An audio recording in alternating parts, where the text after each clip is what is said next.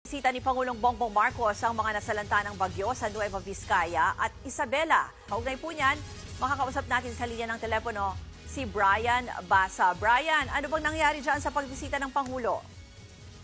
Tulad ng nabanggit mo, Ruth, pinangunahan ni Pangulong Marcos ang pamamahagi ng Certificate of Land Ownership Award o CLOA sa mahigit 700 magsasaka sa Cagayan Valley dito sa Cabagan, Isabela. Ilan lang sila sa libo-libo pang mga magsasaka sa rehiyon na gagawaran ng titulo ng lupa. Ibig sabihin, hindi na kailangan pang bayaran ng mga magsasaka ang lupang tinatamnan nila dahil libre na itong ibibigay sa kanila ng gobyerno.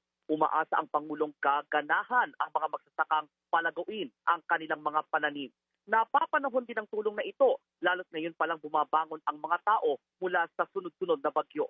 Bukod sa pagpasa ng utang, hinihikayat din ng Pangulo ang mga magsasaka at mangingisdang magpa-insure ng mga pananim at huli sa Department of Agriculture.